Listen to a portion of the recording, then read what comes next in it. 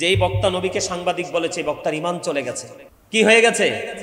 আর তার সহধর্মিনীর সাথে বিবাহ কিন্তু আবার নবায়ন করতে হবে। কি করতে হবে? নবায়ন করতে হবে। কেন না?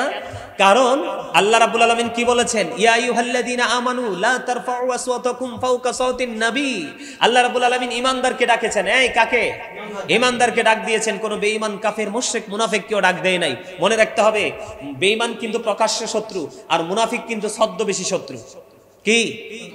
মুসলিম 61 হিজরিতে মুসলিম বিন আকিলকে হত্যা করা হয়েছিল, বন্ধুরূপী শত্রু মুনাফিকের স্বরূপে এসেছিল কিনা?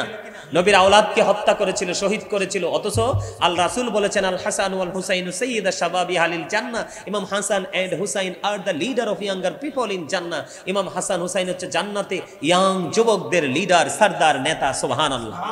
তাদেরকে কিন্তু মুনাফিকের কারণে 61 হিজরিতে নির্মমভাবে শহীদ করা হয়েছে। যেই রাসূলের উসিলায় সবকিছু সৃষ্টি হলো, সেই রাসূলের কলিজার টুকরাকে কি দেওয়া হয় নাই? পানি দেওয়া হয় নাই। জোরে জোরে বলেন না নাউজুবিল্লাহ। আরো জোরে বলেন না নাউজুবিল্লাহ। কি হলো ঘটনা? যে মুনাফিককে কিন্তু আল্লাহ রাব্বুল আলামিন কি করেন নাই? মুনাফিক কিও বলে নাই। আল্লাহ ইয়া আইয়ুহাল্লাযীনা আমানু, ঈমানদারকে ডাক দিয়েছেন। মুনাফিক সম্পর্কে একটু বলে দেই। আল্লাহ রাসূল বলেছেন, believers love the profit, hypocrites don't love the profit. মুনাফিকরা নবীকে ভালোবাসবে না, ঈমানদাররা নবীকে ভালোবাসবে।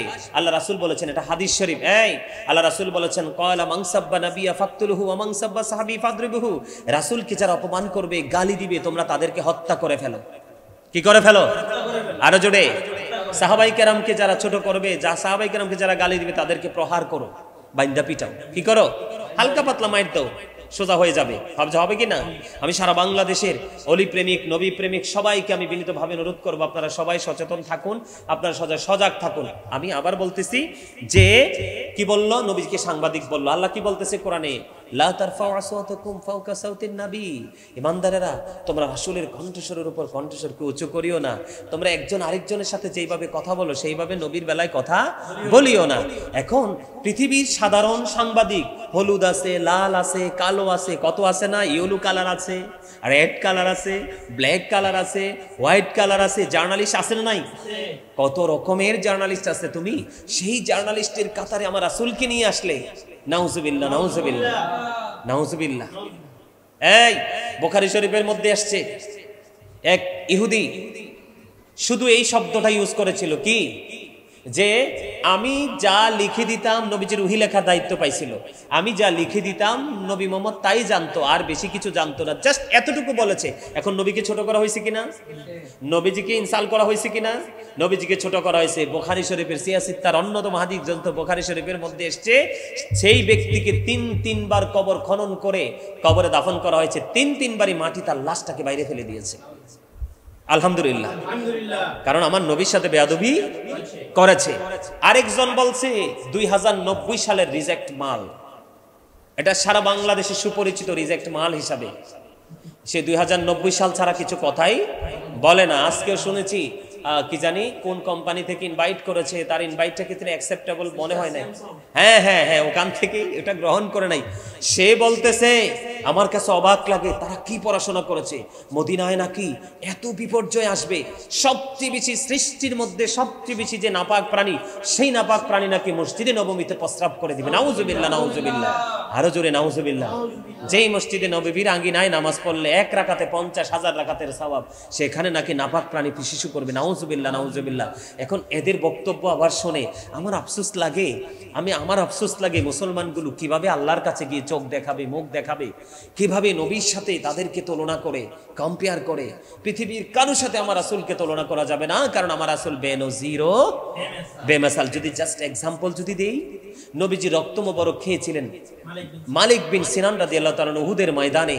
আমার রাসূল তাকে দুনিয়াতেই সকল জাত বললেন, তোমরা যদি জান্নাতি দেখতে চাও, মালিক বিন সিনানকে দেখতে নাও। তুমি কোন সাহসে পৃথিবীর জার্নালিস্টের সাথে তুমি আমার রাসূলকে তুলনা করেছো? নাউজুবিল্লাহ, নাউজুবিল্লাহ। আমি জাতিকে বলতে চাই, আপনারা তাদেরকে চিনে রাখুন, তাদেরকে আপনারা চিনে রাখুন। আমার নবীজি বলেছে, তোমরা দেখতে পাবে কিয়ামতের পূর্বক্ষণে পৃথিবীতে সবচেয়ে বেশি নিকৃষ্ট মানুষ হবে আলেমরা। কারা? আজকে এই চটি মৌলবীদের কারণে, সুবিধাভোগী মৌলবীদের কারণে আজকে সাধারণ মানুষ বিভ্রান্ত হয়ে ইসলাম ধর্মকে এনকার করতেছে, ইসলাম ধর্মের বিরোধিতা করতেছে। এগুলা কি আমাদের একটু সচেতনভাবে চোখ কান খোলার কথা না? এগুলো আমাদের বিশ্লেষণ করার কথা না? অবজারভেশন করার কথা না?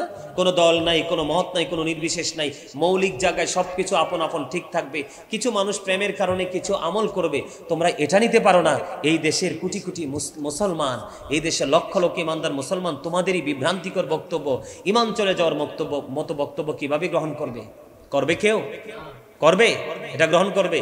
এই কথাগুলো বললে এখন আমার অনেকে ভালোবাসবে না, অনেকে আমার সমালোচনা করবে। করুক, যে যাই বলুক ভাই, আমি আমার সোনার হরিণ চাই, আমি আমার আল্লাহ এবং রাসূলকে চাই। পৃথিবীর মানুষ, আরে পৃথিবীর মানুষ তো সুবিধা পাইলে ইয়েস, একটা সেকেন্ডের জন্য সুবিধা থেকে বঞ্চিত হইলেই কিন্তু তার বিরুদ্ধে শত্রুতাচরণ করে। তাহলে আমি কখনোই সাধারণ মানুষের মনের কথা চিন্তা করি না, আমি চিন্তা করি আমার মালিক কিভাবে খুশি থাকবে, আমার মালিক কিভাবে রাজি থাকবে। বলে হুজুর আজকে এই বিষয়গুলো নিয়ে কথা কেন বলছেন? এই কারণে বলছি যে সাধারণ মানুষ যেন তাদের কথা বিশ্বাস করে, যেন তাদের ইমানকে হারিয়ে না ফেলে, তাদেরকে বিশ্বাস করে, তাদের বক্তব্যকে গ্রহণ করে সাধারণ মানুষ যেন বেঈমান হয়ে না যায়। তাদেরকে বিশ্বাস করে যদি মানুষ যদি তাদেরকে এক সেকেন্ডের জন্য বা কিছু সময়ের জন্য বিশ্বাস করে, মানুষের কিন্তু চিরস্থায়ী ক্ষতি হবে। কি হবে? চিরস্থায়ী ক্ষতি হবে। ক্ষতিটা কেমন হবে? তারা ভুলভাল বক্তব্য দিবে, এটাই মানুষকে মানতে বাধ্য করাবে। কিছু কিছু জায়গায় বাধ্য করাচ্ছে তো। যেমন আমি যেটা বলতে চেয়েছিলাম, রাসূলের রক্ত মোবারক খাওয়ার কারণে কি হলো? মালিক বিন সিনান জান্নাতি হয়ে গেল। প্রস্রাব নাফাক না? আমরা কি প্রস্রাবের ফোঁটা দেখার পরেই পোশাক নিয়ে নামাজ পড়তে পারবো? কারণ লা তাকবালু সালাতুম বিগাইরি তুহুর আলা সাদাকাতুম মিন গুলুল, পবিত্রতা ছাড়া ইবাদত কবুল হয় না, হালাল টাকা ছাড়া দানও কবুল হয় না। তাহলে কি বোঝা যায়? আমাদের পবিত্রতাকে গুরুত্ব দিতে হবে। কারণ নামাজ হলো জান্নাতের চাবি, আর নামাজের চাবি হলো পবিত্রতা। নামাজের চাবি হলো কি? মিফতাহুল জান্নাতিস সালাহ ও মিফতাহুস সালাতিত তুহুর। সুবহানাল্লাহ। তাহলে প্রস্রাব নাপাক জিনিস। উম্মে আইমান বরকতময় দাসী আমার নবীজির প্রস্রাব মোবারক খাওয়ার কারণে সে জান্নাতি হয়ে গেল। সুবহানাল্লাহ। তাহলে মৌলবী, তুমি এত বছর তুমি মুফতি হয়েছো, তুমি নাকি ইউনিভার্সিটি কি তুমি ঘুরে এসেছো, তুমি কি আমার নবীকে কিভাবে সম্মান করতে হয়, আমার নবীকে কিভাবে অনার করতে হয়, আমার নবীকে কিভাবে রেসপেক্ট করতে হয় তুমি জানো না? আল্লাহ রাব্বুল আলামিন বলেছেন, অত আজিরহু অত আকিরহু help him and respect him. তোমরা আমার হাবিবকে সাহায্য করো এবং সম্মান করো। আমার নবীকে সম্মানটুকু দিতে পারছো না, তুমি তো জানোই না ইসলামী নির্যাস হলো আমার প্রাণের রাসূল। তুমি পৃথিবীর কোনো কিছুই তুমি আল্লাহ থেকে সরাসরি ডিরেক্টলি পাওনি, সব কিছু পেয়েছো আমার রাসূলের মাধ্যমে। তুমি আজকে লাগাম টেনে কথা বলো। আমি তোমাদেরকে বিনীতভাবে অনুরোধ করব, কারণ তোমাদেরকে শ্রদ্ধা দিয়ে কথা বললে আমার নবীর ভালোবাসার প্রতি অপমান হবে, অবমাননাকর হবে। আমি তোমাদেরকে সম্মান দিতে পারছি না। কেন পারছি না? আমার আইনের কাছে হাত বাঁধা, কোরআন এবং হাদিসের কাছে আমি দেখেছি আমার আইনের কাছে হাত বাঁধা। এই আমার নবীজির থুতু মোবারক যখন নিক্ষেপ করতো, সাহাবীরা হাত পেতে বসে থাকতো, যখন তারা হাতে নিয়ে মুখে মেসেজ করে দিত, তাদের স্কিনটা সিল্ক হয়ে যেত। সুবহানাল্লাহ। আরো জোরে সুবহানাল্লাহ। আমরা সেই নবীর গোলামি করি, সেই নবীর আদর্শ ধারণ করি। তো এই জন্য সারা পৃথিবীর মানুষকে বলছি, কিয়ামতের পূর্বক্ষণে আল্লাহ রাসূল বলেছেন কিয়ামতের আলামত হবে আলেমরা। কারা? কোন মেহতর। আমি কিন্তু কাউকে ছোট করে বলছি না, তার প্রফেশনটাকে জাস্ট তুলে ধরতেছি। কোন মেহতর, কোন জুতা সেলাই করে যারা, ময়লা পরিষ্কার করে যারা, জুতা সেলাই করে যারা, দর্জি যারা, পৃথিবীতে যত জেলে যারা, কসাই যারা, পৃথিবীর যত নিম্ন শ্রেণীর পেশার লোক আছে, আল্লাহ কিন্তু, রাসূল কিন্তু তাদের কথা বলে নাই। আল্লাহ কিন্তু তাদের কথা বলেন নাই। আল্লাহ বলেছে কার কথা? দাড়িওয়ালা, টুপিওয়ালা, পাগড়িওয়ালাদের কথা। আমি পৃথিবীর আমার ভাই বাবাদেরকে, মা বোনদেরকে বলছি, দাড়িওয়ালা চিনে প্রেম করুন, দাড়িওয়ালা চিনে গ্রহণ করুন, তাদের বক্তব্য শুনে বুঝে তাদের প্রতি আপনার ভালোবাসা বা আপনার ঘৃণা আপনি দুজুকি দাঁড় করান। আপনি একটু অবজারভেশন করবেন তার কথা বার্তায়, তার চালচলনে ইমান আকিদার গন্ধ পাওয়া যায় কিনা। কারণ আব্দুল্লাহর কপালে নবীজির নূর মুবারক ছিল, সেই নূরের ঝলক দেখে আরবের 200 নারী আব্দুল্লাহকে স্বামী হিসাবে পাওয়ার জন্য চেষ্টা করেছে, কিন্তু পায়নি। সেই ব্যথা সহ্য করতে না পেরে 200 নারী তাদের জীবন দিয়ে দিয়েছে। সুবহানাল্লাহ। সেই নবীকে তুমি পৃথিবীর কোনো মানুষের সাথে কম্পেয়ার করো, আমার কাছে নাউজুবিল্লাহ, আমার কাছে অবাক লাগে। তা আমি পৃথিবীর মানুষকে বলছি, আসলে আপনারা আমার বক্তব্যটা কেমন করে নেবেন জানি না। আমি কাউকে খুশি করার জন্য বা কাউকে ছোট করার জন্য বলছি না, বাস্তবতা তুলে ধরতেছি। আরও সামনের দিকে দেখতে পাবেন।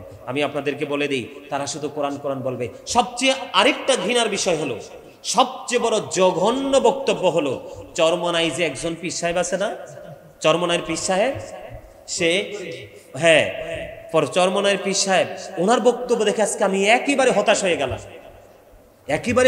গেলাম। তিনি কিন্তু ইতিপূর্বে মহরম মাসে কিন্তু তিনি ইয়ে করেছেন, মানে হ্যাঁ, ইমাম হুসাইনের প্রশংসা না করে কারবালার ময়দানে হযরত ইয়াজিদ বলেছেন, ইয়াজিদকে কোরআনে হাফেজ বলেছেন, রহমতুল্লাহি আলাই বলেছেন, তিনি নাকি 100 রাকাত প্রতিদিন নামাজ পড়তেন, সেটাও বলেছেন। ইয়াজিদকে নিয়ে ওনার এত ইন্টারেস্ট, তাও পজিটিভ ইন্টারেস্ট, আমার কাছে অবাক লাগে। তাইলে আমি এখন কি বলবো এই লোকটাকে?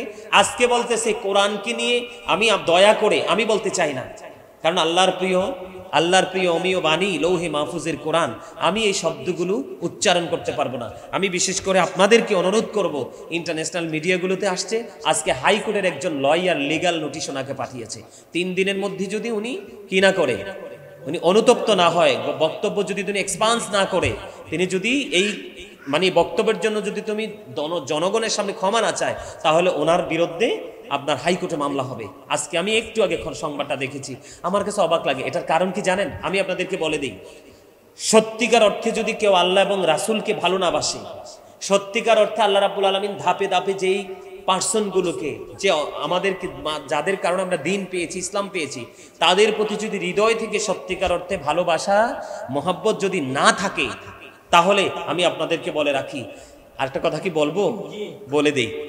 আমাদের বাইতুল মোকাররমের খতিব, জাতীয় মসজিদ বাইতুল মোকাররমের খতিব সাহেব, উনি আমার দাদা ভাই, কি উনি আমার দাদার বয়সী, অত্যন্ত অ্যাকসেপ্টেবল পার্সন। হ্যাঁ, আমি ওনাকে রেসপেক্ট করি। উনি আমাদের জাতীয় মসজিদের খতিব। দাদাভাই এখন কোথায়? লক্ষ্মী সোনা দাদুভাই আমার এখন কোথায়? আমি তো দাদুভাইয়ের চেহারার দিকে তাকিয়ে আছি, দাদুভাই কখন বক্তব্য দিবে, কখন প্রেস ব্রিফিং করবে, আমি তো আমার দাদুভাইয়ের দিকে তাকিয়ে আছি। আমার দাদুভাই এখন কোথায়? ঈদে মিলাদুন্নবী কি ঝাঁঝালো বক্তব্য দিয়েছে। ঈদে মিলাদুন্নবী বলে কোনো ঈদ নাই, একমাত্র রোজার ঈদ, কুরবানির ঈদ ছাড়া কোনো ঈদ নাই। আরে জুমার দিনে তো ঈদের দিন, আরাফার দিন ঈদের দিন। আমার দাদুভাই কি এই কিতাব পড়ে নাই? আমার দাদুভাই এখন কোথায়? আমি তো দাদুভাইকে আমাদের বাংলাদেশের আঞ্চলিক ভাষায় একটা কথা বলা হয়, ধান্না মরিচ। যখন জাতীয় মসজিদে দায়িত্ব নিয়েছে, আমি আমার দাদুভাইকে দেখে মনে করছিলাম যে ধান্না মরিচ আসছে জাতীয় মসজিদে, এখন একটা পরিবর্তন আসবে। দাদাভাইটি দেখতেছি একটা গোষ্ঠী, একটা কোরআন, একটা ফোরামকে নিয়ে পড়ে আছে। তো দাদুভাইয়ের কাছ থেকে তো এটা আশা করা যাবে না, তিনি জাতীয় ইমাম, জাতীয় মসজিদের খতিব, ওনার বক্তব্যের মধ্যেও জাতীয়তা থাকতে হবে। দাদুভাইকে এখন খুঁজেই তো পাচ্ছি না। দাদুভাই, দয়া করে আপনি আপনার জাতীয় জায়গা থেকে আমাদের উদ্দেশ্যে একটু ভাষণ দিবেন। আমি তো আপনার ছাত্র হবার যোগ্যতা নাই। আমি শুনেছি আপনি নাকি অনেক জ্ঞানী, অনেক গুণী, অনেক পাওয়ারফুল পার্সন। আপনি আরও পাওয়ারফুল হন, আল্লাহর প্রদত্ত নূরের জ্যোতিতে আপনি ছায়ার তলে জায়গা নেন, আমি এটা চাই। কিন্তু দাদুভাই, এতগুলো ইমান চলে যাওয়ার মতো বক্তব্য, আমল চলে যাওয়ার মতো বক্তব্য দিল মানুষগুলো, দাদুভাই আপনি কোথায়? আপনি যদি একটা বক্তব্য দেন, আশা করি সাধারণ মানুষ এটাকে অত্যন্ত সাদরে গ্রহণ করবে। আশা করি নিরপেক্ষভাবে কোরআন হাদিস থেকে একটা বয়ান দিবেন, এই বক্তব্যগুলো যৌক্তিক কিনা অযৌক্তিক। তো যেটা বলতে চেয়েছিলাম, আসলে বলতে থাকলে বলতেই থাকবো, অনেক বলা হয়ে গেছে। তা আমি সারা বাংলাদেশের মানুষকে, সারা পৃথিবীর মুসলমানকে বলবো, 5ই আগস্ট শেখ হাসিনা যখন চলে গেলেন, চলে যাওয়ার পরে বিভিন্নভাবে আহলে সুন্নাত ওয়াল জামাতের আলেম ওলামাদেরকে ট্যাগ লাগানোর চেষ্টা করতেছে। কিন্তু আসলে আপনারা একটু ভালো করে খতিয়ে দেখেন, আহলে সুন্নাত ওয়াল জামাতের মানুষগুলো শেখ হাসিনার আমলে যেমন ছিল এখনো তেমন আছে। আমরা শেখ হাসিনার আমলে কি জাতীয় মসজিদের খতিব কোনো সুন্নি ইমাম ছিল? কথা বলে না কেন? জাতীয় মসজিদের খতিব কি প্রধানমন্ত্রী শেখ হাসিনা থাকাকালীন আমাদের বাংলাদেশে কি আহলে সুন্নাত ওয়াল জামাতের খতিব ছিল? ছিল না তো। আজকে যারা শেখ হাসিনার বিরুদ্ধে আচরণ করতেছে, শেখ হাসিনার বিরুদ্ধে মানে নেগেটিভ কমেন্টস করতেছে, শেখ হাসিনা খারাপ বলে চিল্লাইতেছে, গলা ফাটাইতেছে, তারাই তো শেখ হাসিনার আমলে সুবিধাটা বেশি নিয়েছে। কই আমরা আহলে সুন্নাত ওয়াল জামাতের আলেমরা তো কই? আমরা তো কেউ তো জাতীয় মসজিদের খতিব ছিলাম না, কেউ ছিল না। আহলে সুন্নাত ওয়াল জামাতের মানুষগুলো ঠিক যেমন আগে ছিল এমনও আছে, ভবিষ্যতেও তেমনই থাকবে। সুন্নি জামাত রাজনীতি করে না, আমরা একটাই রাজনীতি করি, মদিনাওয়ালা যেই পথ দেখিয়েছে সেই পথে হাঁটবো, সেই পথে হাঁটতে হাঁটতে আমরা কি করব? রাজনীতি করব। সেটাই হলো রাজনীতি। আমরা দুনিয়াতে মানুষকে সঠিক দিন শিখাবো, আর পরকালে আমরা মানুষকে দিনের শিক্ষা দিয়ে আমরা মানুষকে যেন ওপারে যেন নেয়ামত প্রাপ্ত হতে পারে, সে রাস্তাটা জাস্ট আমরা দেখিয়ে দিব। আমরা শুধু জাস্ট ইনস্ট্রাকশন দিব। সম্মানিত দর্শক, সম্মানিত উপস্থিতি, অনেকগুলো কথা হয়ে গেল। আমি আবার নতুন কোনো বিষয় নিয়ে আপনাদের কাছে হাজির হব। তার আগে আবারও আকুল আবেদন, বাবা, ভাই, মা, বোন, এখন অনলাইনের যুগ, আপনারা সবাই অনলাইন থেকে যে যাই অনলাইনে দেখছেন থাকছেন, আপনারা এই বিষয়গুলো একটু দেখবেন। আপনাদের সন্তানদেরকে এই সব ধরনের ইমান চলে যাওয়ার মতো বক্তব্য শোনা থেকে বিরত রাখবেন, তাদের বক্তব্য শুনবেন, হৃদয় থেকে ভালোবাসবেন, গ্রহণ করবেন, ঈমান চলে যাবে। জাস্ট এতটুকু বলেই আজকের মতো বিদায় নিচ্ছি। আপনারা সবাই ভালো থাকবেন, সুস্থ থাকবেন। আসসালামু আলাইকুম রহমতুল্লাহি ওয়া বারাকাতুহু। সবাই একবার সূরা ফাতিহা শরীফ, 3 বার সূরা ইখলাস শরীফ, কয়েকবার দুরূদ শরীফ পড়েন।